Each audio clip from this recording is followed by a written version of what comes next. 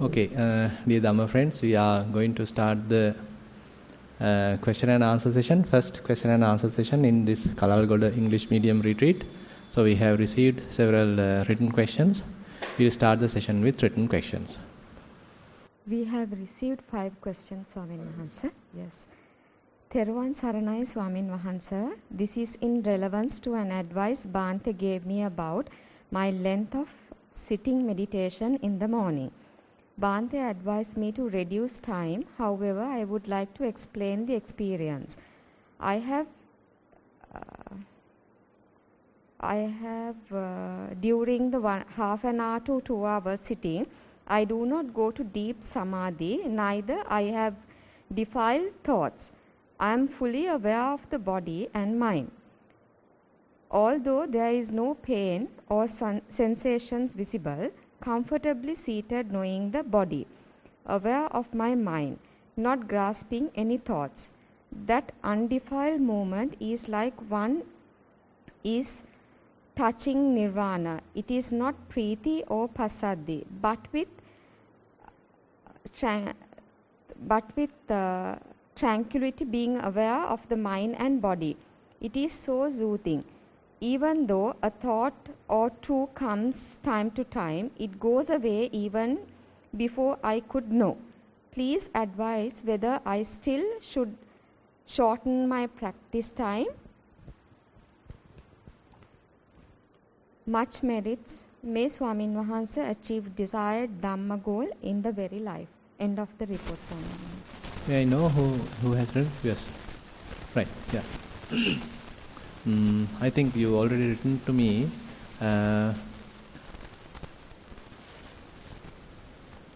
Basically, the concentration has to be balanced. So that is the most important thing as we move forward.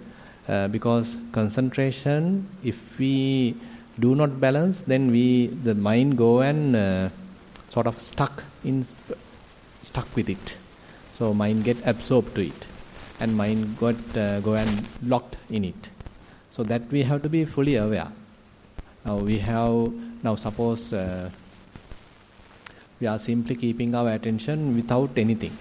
Just nothing is there to be aware, but we have the kind of an attention. But that is a very effortless kind of an attention. It's a very natural attention, natural awareness. And while we are keeping that, say it is the mind, sometimes go to a kind of a deep samadhi, kind of maybe kind of a little bit of heaviness, or maybe latch on to something. So if those things happen, then we need to little adjust ourselves. Otherwise, if our mind simply remains as it is, with a very natural awareness, but the important thing is there is nothing to grasp. Whenever mind go and grasp, we have to feel it. Now, even this concentration level, if mind go and latch on to something, lean on to something, we may feel it as a kind of a heaviness, kind of being grasping. Mind is somewhat occupied. It has lost its simplicity. So if such kind of say symptoms happen, so that means we have to little intervene and we have to adjust ourselves. So that is where we need to understand. So the most important thing is mind has to be extremely stress-free. Can't have any tension, can't have any stress. So it's quite simple, very natural. Awareness has to be there. And you have to feel comfortable, feeling at ease. That's it. So that awareness has to be available everywhere. Now it is impossible actually, even though it's easy to tell. Now suppose you are talking with someone. Say someone is arguing with you. Someone is condemning you. Someone is criticizing you. So it is very difficult to maintain such kind of an attitude. So challenge is that. So when someone is arguing, when someone is challenging, criticizing, or we are dealing with some other activity, are we able to maintain this kind of a very simple, balanced state of mind? It's a kind of an equilibrium of mind that we need to maintain. So, while in the meditation, what we need to do is to see whether we are able to maintain, because there are no activities we need to do. We have some kind of a seclusion for ourselves now. Now, within this secluded period, is the mind simply remain in that? Or mind unnecessarily go to a deep samadhi? It is not necessary. I mean, deep in the sense that you might feel kind of heaviness. Then that means we need to little adjust. So if the samadhi is there but without much of a trouble, and it's a very soothing, very calm, relaxed, of course, and then no harm. Then no harm if such properties are there. It's a matter of continuing the practice and recognizing what are the reasons that why we break this samadhi, why we get interruptions. So it's a matter of maintaining this. Why again and again mind go and grasp something, mind get agitated, mind again start to talk, inner chatter might again restart. So why such happen? And when such inner chatter happens, we need to calm it down. Again relax, again have to encourage the inner silence. So inner silence is something that we can encourage, and we may feel, okay, there is nothing to think at the moment, so let me calm down. So actually the practice becomes extremely very simplified. So free from inner chatter and experiencing inner silence is the utmost simplicity that we can get.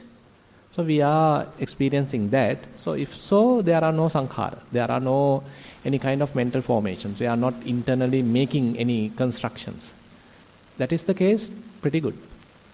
Hope you understood the point. Yeah. Can you, yeah. Bhante, if that is the case, is it all right if I sit for 2 hours? Because I know it is not samadhi. Still I didn't hear. If that is the case, yes. Is it all right if I continue for 2 hours? Continue what? 2 hours sitting in the morning. 2 hours sitting in the morning. Because I know it's not deep samadhi, because I'm fully aware of how the mind and the body, right, the two separately I feel. Right. I'm not. So what is the benefit that you gain by sitting for 2 hours? It's the tranquility. I don't know whether I'm getting attached to it, but when you can, even Bhante has told that if you can keep the anisita state, try to prolong it. Correct. So 2 hours is too much, that's what I feel. So 1 hour, all right.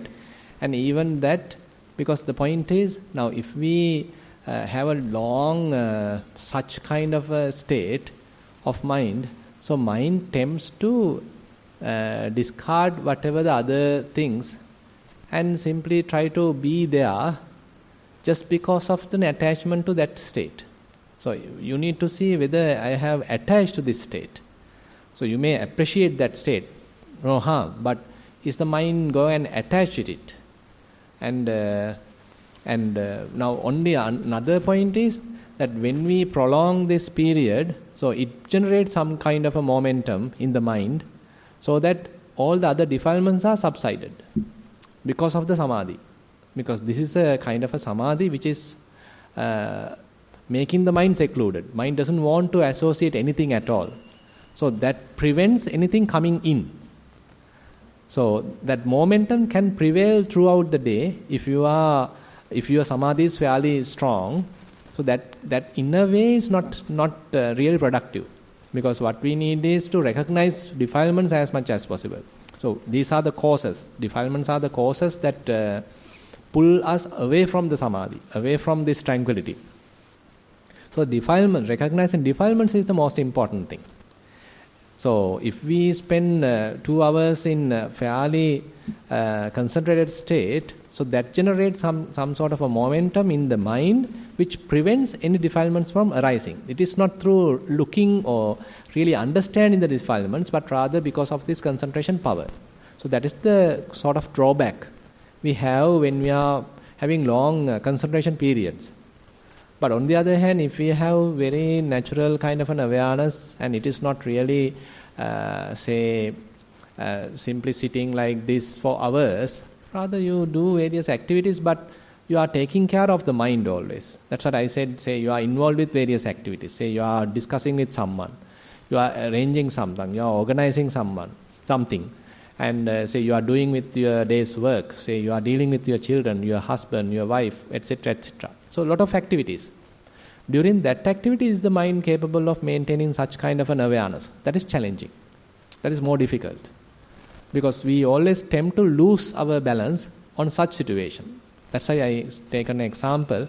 When someone is criticizing you, when someone is not respecting you, again mind go and create a self, and again go and get agitated. Again start to think, he did this, he did that, he should do this, he should do that. Again inner chatter starts. So that is where we need to again calm down, again understand the hidden tendencies in ourselves. How again and again mind go and measure people, myself, himself, like that. We do the measurement, that because of the ignorance. So likewise, so the mind has to do all these kind of habitual activities. Then only we can really understand.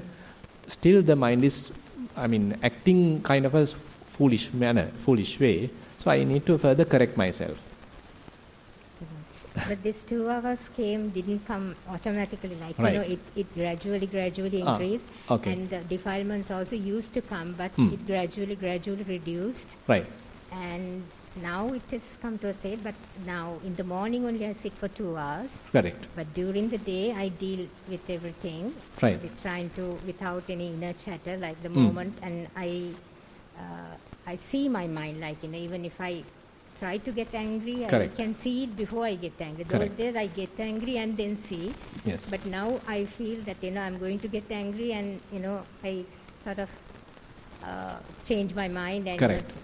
So that is, so that point, say when mind is about to get angry. So that is an important insight actually. How again the latent tendencies are trying to be activated. So that we see, and then we allow it to pass down or to calm down, not to allow it. So that is a kind of a really productive state, rather than simply being in a quiet state for a long time. It is of course giving kind of a soothing experience to us. It's really calming down, it's relaxing.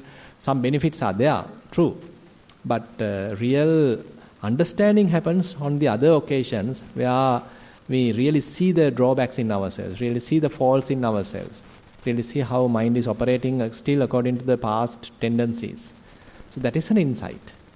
So if that way you don't get rid of your anusaya, during the meditation time, yes, aren't we eradicating our anusaya? I can't get the last point. Anusaya, aren't we eradicate? Yeah. You mean just while being in the concentrated state? Yes. No, while just being in the concentrated state, that's why I am mentioning the concentration become more powerful. But on the other hand, when we are saying we are not allowing the mind to go through the typical tendencies of inner chatter, mental proliferation. Rather, we allow the mind to be very calm, quiet, in a very natural setting. So that is more productive. Now, if you refer Madhupindika Sutta, so Madhupindika Sutta, Buddha mentioned, so there are various, side sounds which are more productive or more prominent, and they are capable of arousing some defilements, making ourselves more agitated. But on such situations also, this person is capable of maintaining calmness, maintaining this freedom from proliferation, very relaxed mind. So then it may produce to relax all those tendencies. But on the other hand, suppose you are having on a separate line, okay? On the other hand, say you are generating some sort of a concentrated state, so that concentrated is more powerful. That powerful concentrated state suppress those tendencies. So then tendencies can't come up because they are being suppressed because of the high power of the concentration. So that is a kind of a disadvantage in the point of view of Vipassana. So that is why, if we simply live in a very natural way, there is no any kind of artificial suppression of anything. Now, if you just to give another example, say there is one sutta called Pansuddhovaka Sutta. Pansuddhovaka Sutta in Anguttara Nikaya Tika Nipata. Pansuddhovaka Sutta.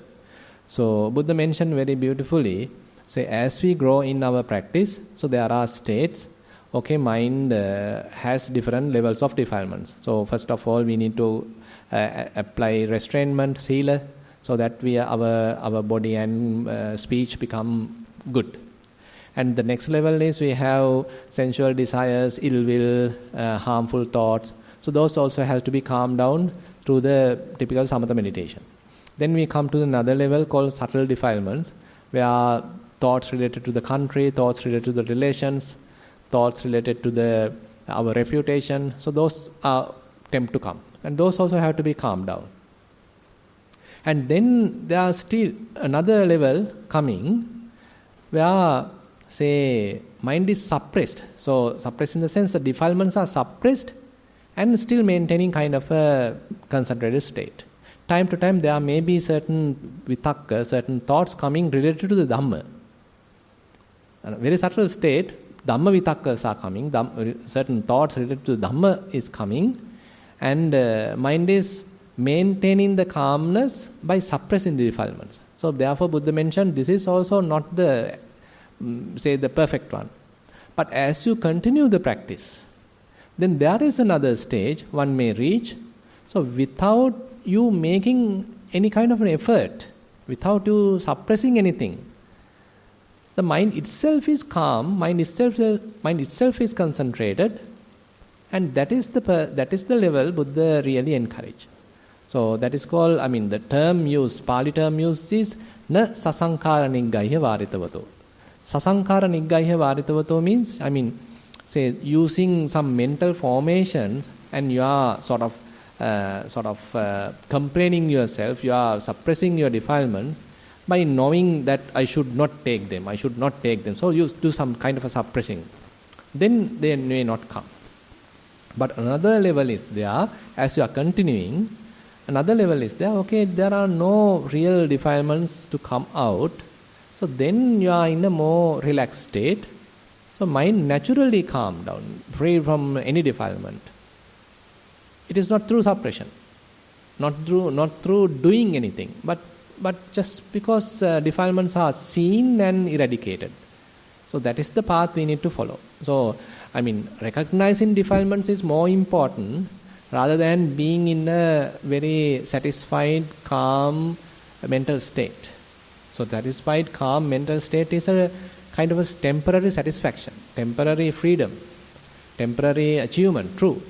But it is not really productive in the sense of eradicating defilements. So recognizing defilements, recognizing our own drawbacks, shortcomings, latent tendencies, mental patterns or thought patterns, so those are more productive, those are more, useful to understand than in this place. Much Bhante. Yeah, Thero Sanai.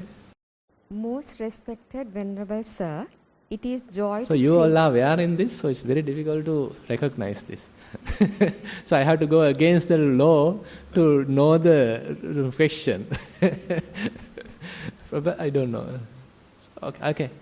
Maybe you can keep it more closer to the mouth, then I probably can hear.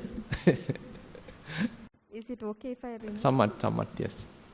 Now can you Can, now can. Most respected Venerable Sir, it is a joy to see you again and to be here. Mostly I do a little here, now I am, and then my mind gradually shifts to feeling metta before I begin to look at my thoughts. In year 2020, I was very happy with the curfew and lockdowns because it freed us to meditate more. I observed the mind very accepting of what was happening, and I observed a state of peace. In 2021, I observed that the joy in the opportunity to meditate and the peace were replaced by many thoughts of worry and anxiety. When I sat down, I would feel the stomach area and fists tighten when I did here, now I am. Recently, I observed the muscles are more relaxed and soft. The thoughts are much more gentle and compassionate and kind, and equanimous, more peace. Now I observe when I begin with here, now I am, some muscles and body parts relax, then very quickly change position, move gently, sway, and I observe healing in parts of the body. Muscles relaxing, pain reducing, thoughts or mind settling down. My mind focuses more on the body and thoughts and less on the breath. Have I gone wrong, or is this a natural progression? Please advise. Much metta, Theruvan Saranai. Yeah, it's a natural progression. I mean, at the beginning we need to depend on the Mula Kamatahana, depend on the primary object. But later, as you are growing, so you don't need it again and again refer. Rather, you slowly move towards the, kind of impromptu, feelings, maybe thoughts, maybe sensations arising. So those are not planned. You are not purposely making, but they are happening. So actually, the primary object is the one paved the way for us to be aware of them, aware of various thoughts, various feelings, various sensations, various element characteristics, and now we are ready to observe them.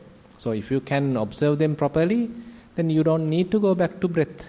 So breath is needed only when you can't do this successfully. Say, assume that there is a kind of a painful feeling and you are observing it due to some reason. Assume that your mind again get agitated, again get restless, become restless. Then you need to prepare the mind again. Then you probably have to go back to Anapanasati or rising and falling or whatever the primary object you kept. So therefore it seems that you are doing the correct thing. So nothing went wrong, but rather mind is now capable of observing this natural phenomena. Yeah. Theruvan Saranai Swamin Wahansa. Walking meditation. I can focus almost every step and feel the sand, soft or rough, on the smoothness of the feet.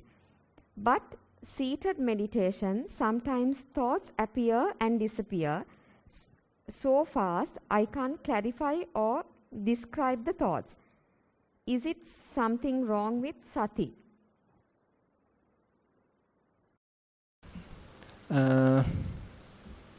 So if I repeat the question, so you are doing seated is successful, right? But seated meditation, sometimes thoughts appear and disappear so fast I can't clarify or describe the thoughts, as it is something wrong with the sati. Right, okay. So you can't describe because they are so fast. So that indicates something different actually. Now say your mind is calmed down and you get that calmness while walking. And now you come to sitting and say, for example, please come back, respond to me if I am telling the correct, not the correct thing. Say, as per the explanation, I am getting this kind of a message. Say you are doing walking meditation, it was quite successful, mind is calmed down. With that develop mindfulness, say you come to the sitting session, and sitting session also for some extent it is calming down. At one point, you get a abrupt of, thoughts. So many thoughts are coming in rapid succession. So then you are not capable of understanding this. So am I correctly getting the question? Is that what? Okay. Now here actually different thing happens. So when your mind come to a kind of a level in the mind, assume that mind is consisting of different layers.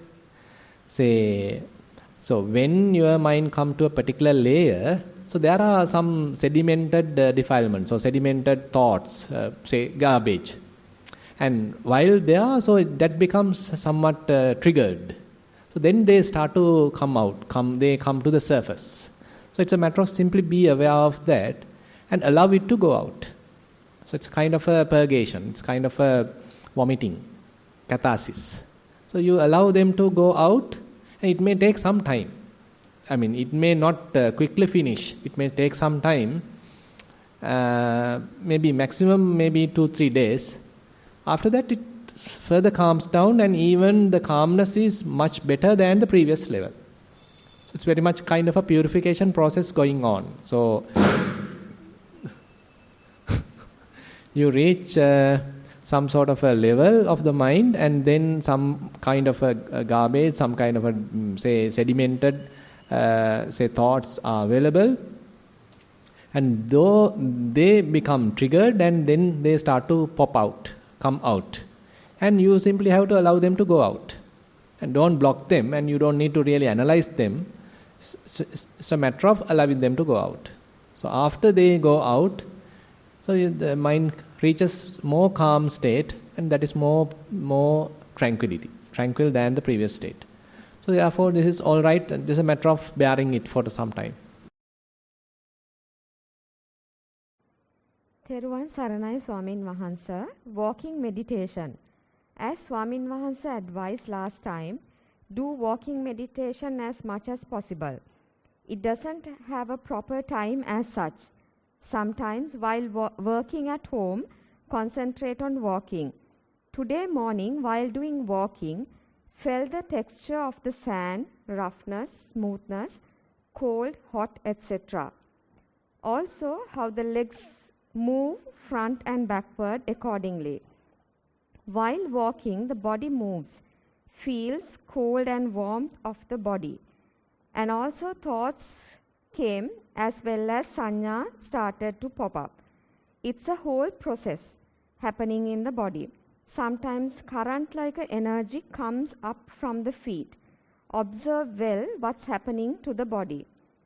Everything happens without any control or knowledge, just happening. Day-to-day activities. Some days when sitting for a long time to do any work, suddenly can't realize the legs which one is right or left. Just observe that moment now. Now it makes some happiness.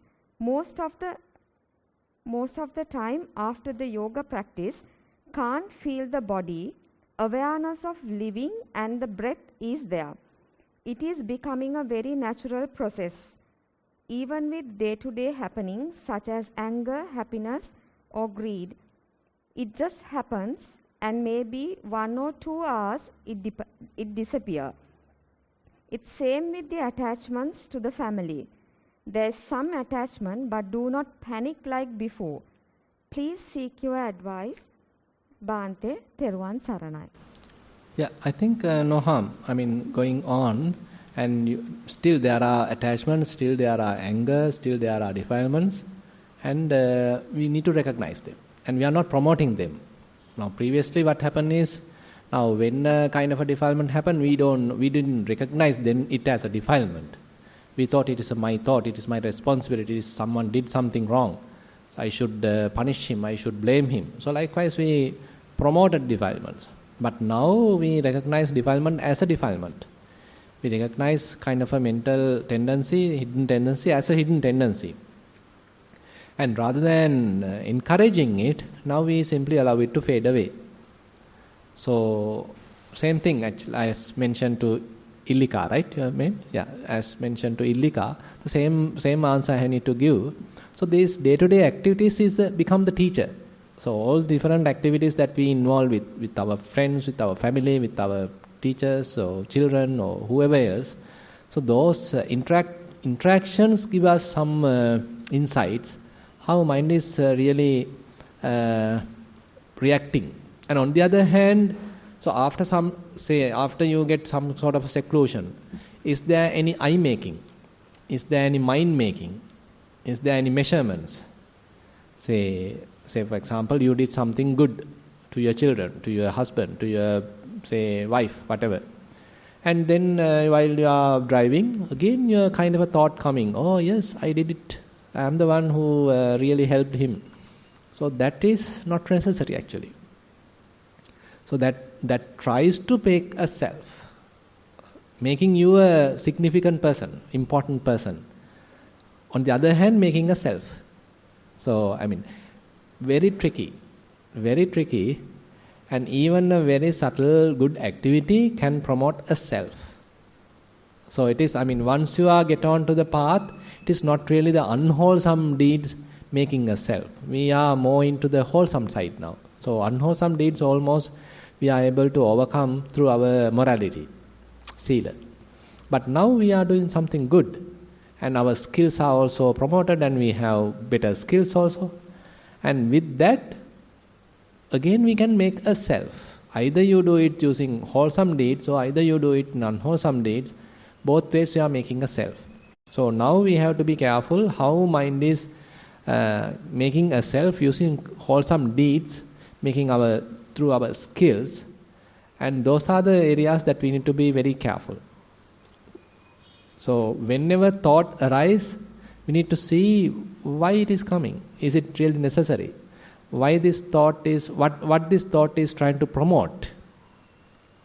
Is this thought trying to promote that I am a good person, I am a better person, I am a hero, or I am best, I am a perfect person, I am better than him, I know better than him, I am a more capable person. So likewise, personification. Again and again, making a self, making a person. So that is because of our ignorance. So we still think there is someone here.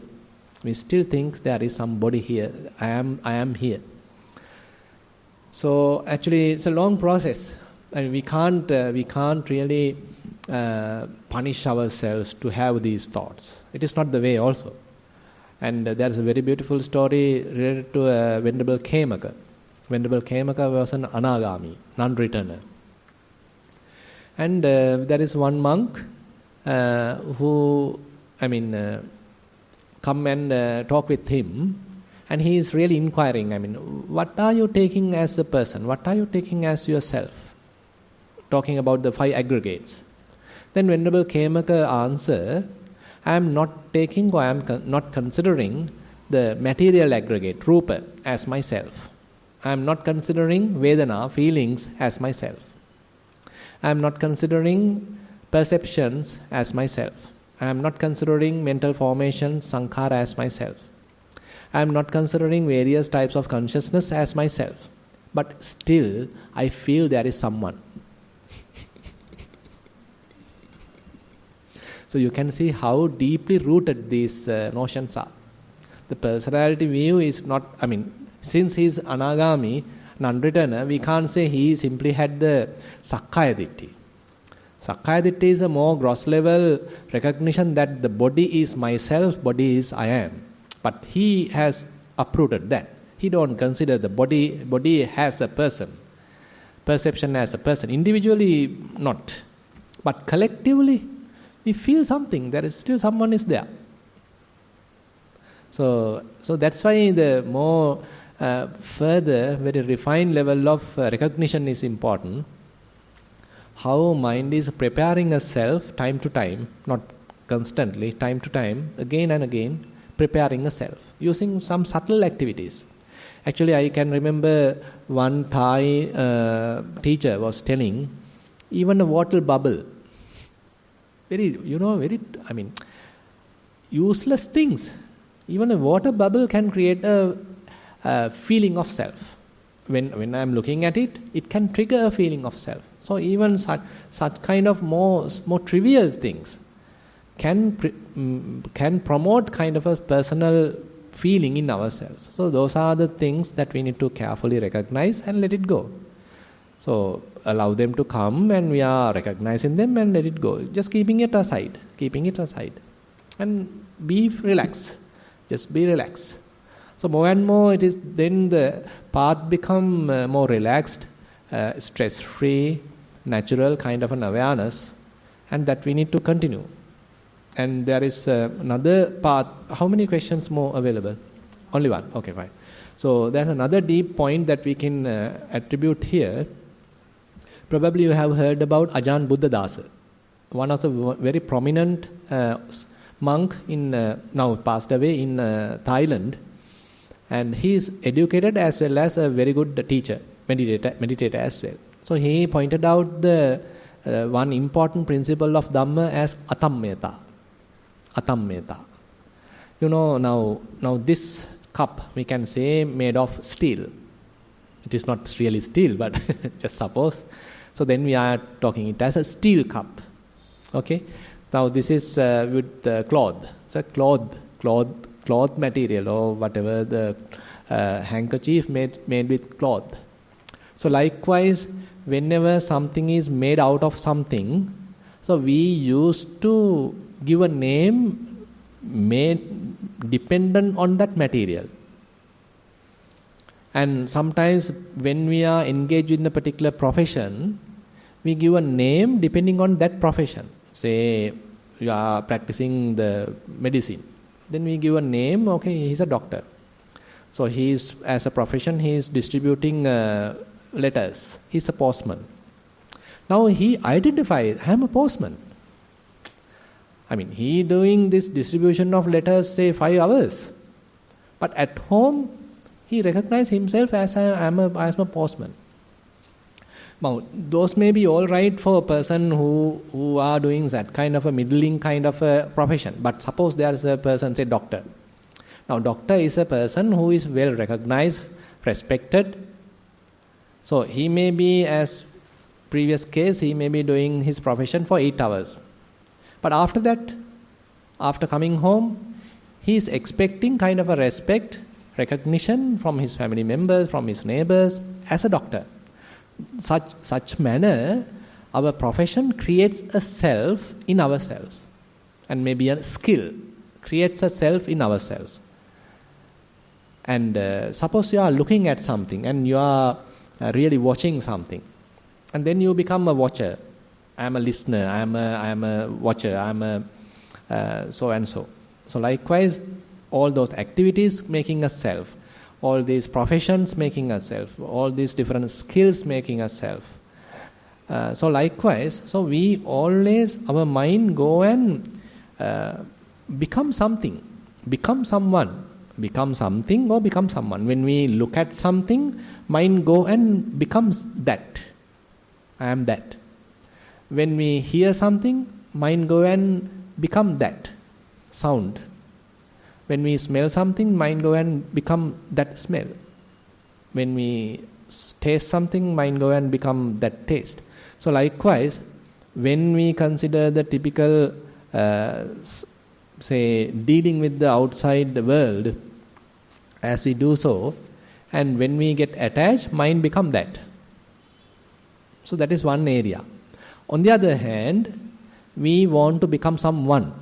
I want to become a doctor. I want to become an engineer. I want to become a lawyer. I want to become a teacher. So and blah blah blah blah. Always want to become. At the moment I am not satisfied. I want to become this. I want to become that. If I get that, I am happy. So always, so this becoming process, I want to become someone, is always there. Now, are we capable of stopping this altogether? Not want to become anyone, not grasping anything. Then it is called atammeta.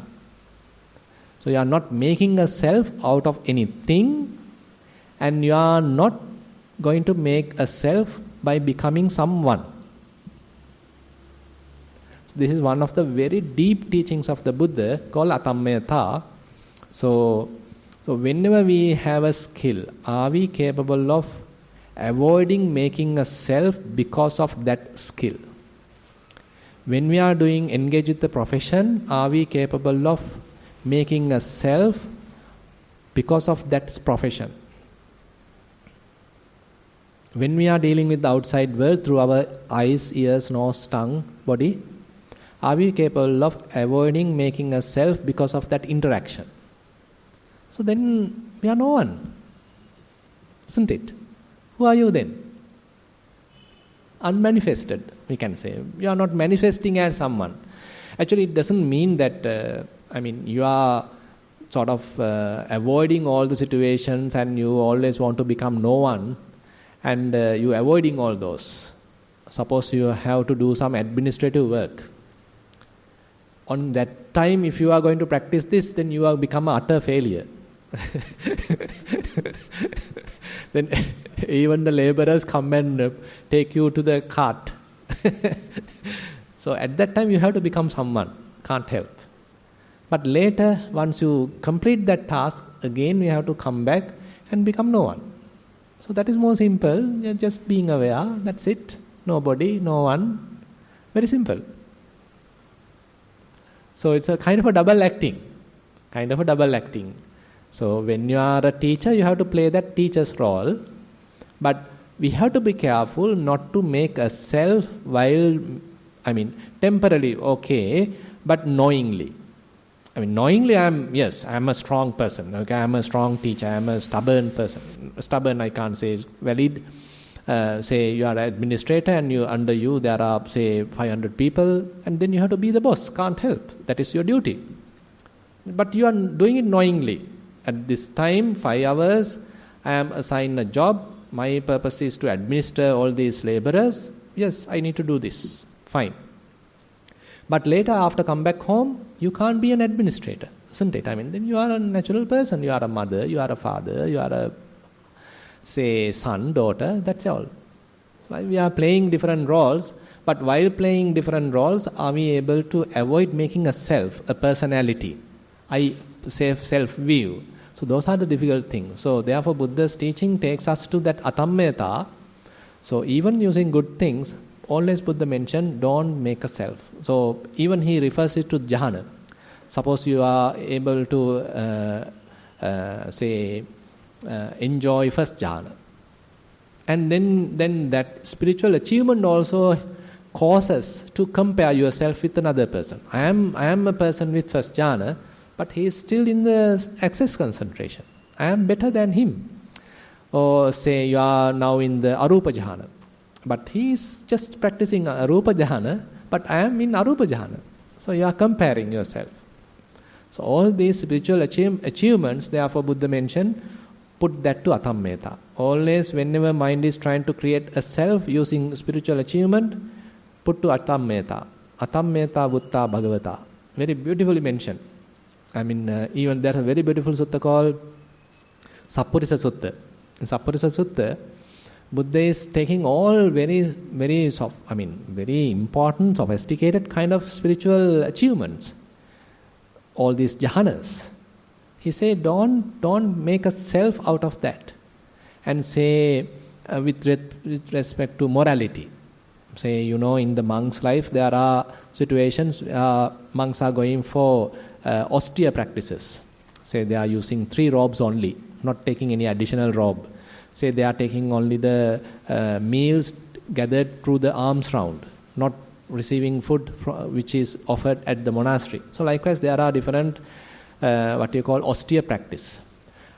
Assume that a particular monk is a pindapata charika. That means he is only gather food through the pindapata, not accepting food what is offered at the monastery. Now using that, he can make a self. I am the person only doing pindapata. All the rest are very lazy people, they are only taking food offered at the monastery. But I am different. I am more silavanta, more moral. I am giving the example because I am going on pindapata. I can make a self out of that. So therefore Buddha mentioned, if he is doing so, not a sappurisa. Not a sappurisa. Buddha criticized even that level. I mean, even a person with jhana, if he is comparing and making a self and condemning the other person, not a sappurisa. So even this morality we can make use to compare another person. I mean, suppose I am with good sila, then I can tell another monk, he's a, say, dussila. I am with a susila, I am with a good morality, but he is dussila. He is doing this, he is eating at night, blah, blah, blah. And so he is a dussila. Then I am not a sappurisa, according to Buddha. Because I am using morality as a criteria to condemn another person. See how Buddha is producing the teaching. So there is no place in the Buddha's teaching that we can condemn another person just because of our qualities. I may be a good person, but we are not allowed to use that criterion to criticize another person based on our developed skills. What a teaching it is, isn't it? I mean, very beautiful teaching in a way. I mean, while Buddha helping us to develop ourselves, he is careful not to use that to criticize another person. And on the result is that I am not making a self. I am not becoming an important person, thinking that I have more morality than him. I have more concentration than him. I have more knowledge than him, so I am important than him. So Buddha is not allowing that. Very beautiful. Very beautiful. So, these are the real, very touchy areas that how Buddha is sort of promoting humanity in a way, isn't it? How he is promoting humanity. So, everybody is equal in that sense. So, that is why he is capable of going to Rahula. He is capable of going to Sopaka. And his door is open even to Ambapali, who is a prostitute. And he is capable of allowing King Ajatasattu, King Bimbisara, and merchant Anathapindika, and even beggar Sunita. So his door is open. Very beautiful in that sense. So it's really nice teachings, which actually through some deep teachings, and he's practically living up to that. So very interesting. Yeah. Theruvan Saranai, most venerable Bhante. When I practice Anapanasati meditation, my mind gets concentrated quickly and a very severe state follows. Since late, when I experience this peaceful state, I have noticed my attention gets drifted into the Vayu Dhatuva in the inhaled and expired air, losing my concentration on tip of the nose. I am not sure how to proceed from this point, whether to continue with Anapanasati or shift to Dhatu Manasikaraya. Please advise with blessings of the Triple J. Yeah, you need to shift to Anapanasati only if you get restless or you are losing your focus while engaged with Dhatu Manasikara. Suppose you are getting various sensations, various element characteristics at your different places of the body, and you are quickly capable of focusing your attention there, and you are able to observe it. And you can maintain that observation for a long time, till this till this element characteristics persist. Then you don't need to go back to Anapanasati. Say, while you observe that, it fades away, and now new sensation arises, now new element characteristics manifest. Then you are able to look at that, observe that. You don't need to return back to Anapanasati. So you need to return back to Anapanasati only if your mind gets distracted. You lose the concentration, you lose mindfulness.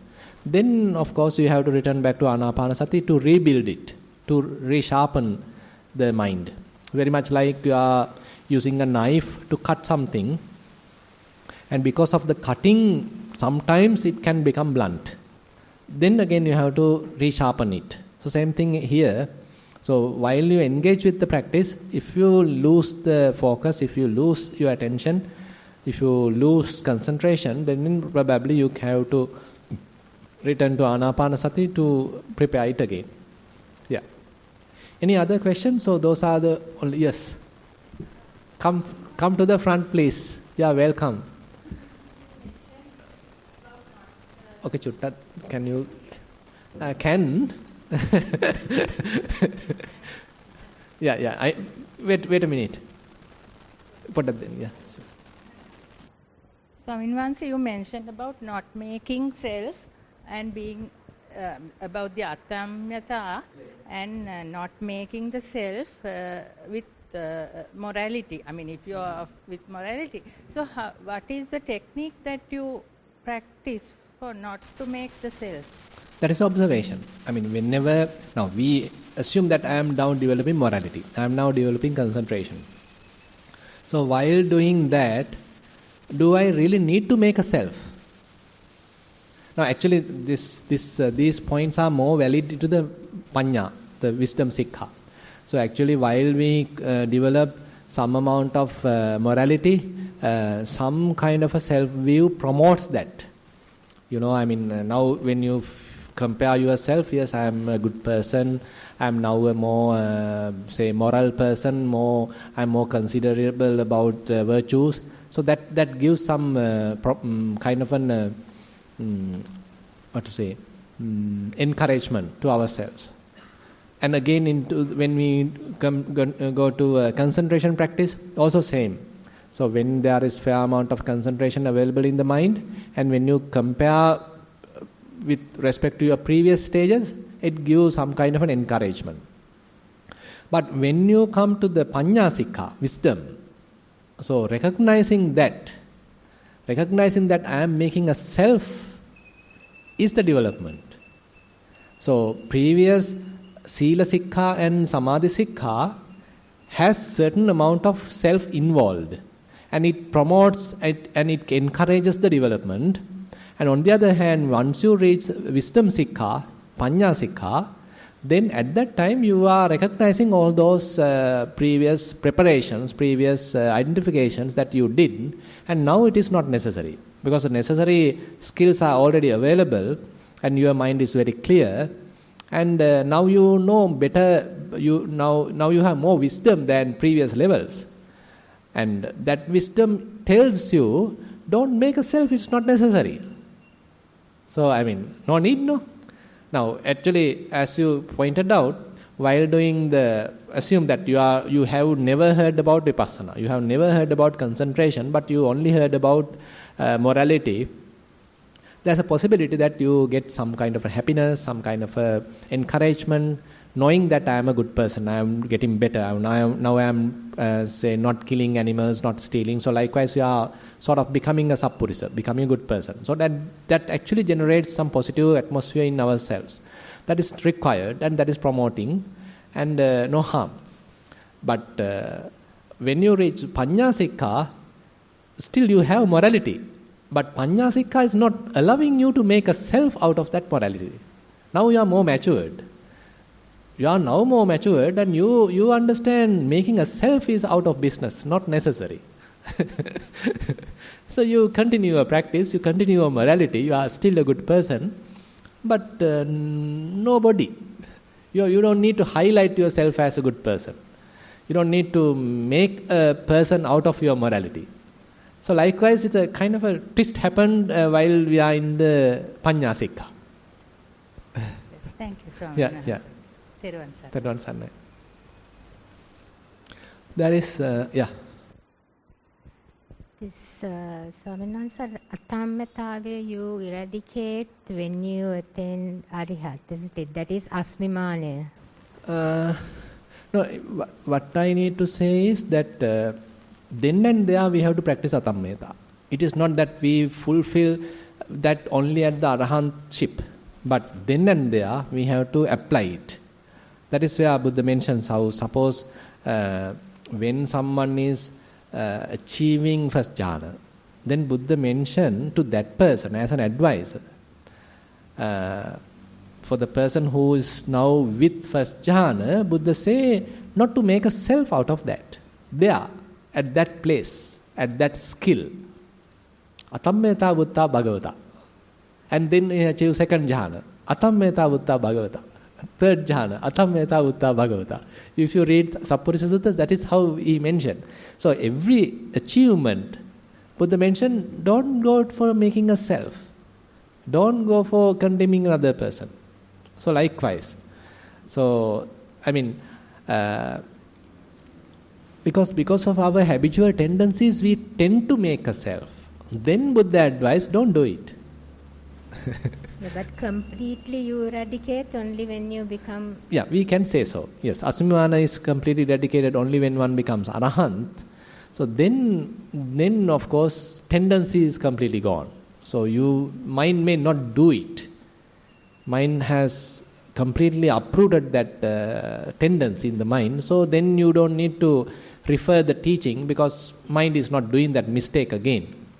But till that mind may do that mistake, then we need to remember the Buddha's advice, Atammeta Buddha Bhagavata. Buddha mentioned not to make a self out of this skill. Buddha made, advice, Buddha has given advice not to make a self out of this achievement, whatever it is. Yes, like that. Yeah. So as I mentioned again, please remember that only at the Panya Sikha this has to be applied. So whenever, if you try to apply these kind of teachings at the very early stages of your practice as a moral person, say a person is simply an immoral person. He is killing animals, he is stealing, engaged with sexual misconducts, lying, and taking alcohol, etc. And now suppose he is going to a counselor, and the counselor is telling him be a good person. Now that actually promotes him. I mean, that actually encourages him. Now these are the benefits of being moral, these are the benefits of practicing morality, these are the benefits of practicing first precept. So likewise, the counselor, whoever, teacher, may give a lot of, show him a lot of advantages. Now he's trying to become someone, a good person. No harm. No harm. So similarly, in the Samadhi Sikha also, to some extent, making a self happens, and that actually encourages a person to develop himself. But later at the Panya Sikha, he understands not necessary now. Now I am already have good morality, I already have fair amount of concentration. Now out of any of these states, not necessary to make a person. That is actually belong to the Panya Sikha. Yeah. So we don't need to apply these teachings prematurely. Yeah. One question, Swaminatha. I understand that actually that question is from myself, Swaminatha. Last statement? No, I wrote that because I understand that I make a self out of that, Swaminatha. When I do something, I understand. Yes. And sometimes it happens like I tell that, okay, I did it. But later, Swaminatha, after like 1 or 2 hours, I feel a shame about myself. Like, because it's like, it's actually you see that it is not necessary to make that self. Correct. And feeling ashamed, like, I mean, then you feel like your body gets so heated up and then feeling ashamed. Because of shame? Yeah, because of like, I mean, why did I do that? Yes. No, I mean, not to put yourself so down, but I mean, being shameful is all right. So that is a corrective measure. Now, that is what mentioned in the Indriya Bhavana Sutta also. So at the very early stages, say we need to purposely pull the mind back. Assume that mind go and entangle with something, again going and grasping. Then we notice it. Then probably we can apply kind of a Vipassana technique. Okay, it is impermanent, or I have kind of constructed this state. It feel kind of gross, the mind feel little burdened, and then you can return back to the simplicity. You turn back to the, what you call, non-grasping state. But as you continue the practice, so you don't need to apply all these techniques now. Once you look at it, why are you doing it? Then it's returning. Kind of a shameful feeling. Being shameful about what still mind is doing. So then, like a kid, when the mother is simply look at him, when he's about to do a bad thing, but he's not doing it, but about to do it, but mother notice him. Then, Baba, what are you doing?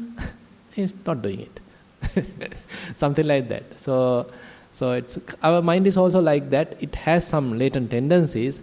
As a result of that, it is about to do something and maybe even doing it, but whenever we feel shameful about it, it returns back. We don't need to really apply various Vipassana techniques to recover it, but quickly returns. So no harm. Yeah. Okay, almost 1 hour. Interesting questions.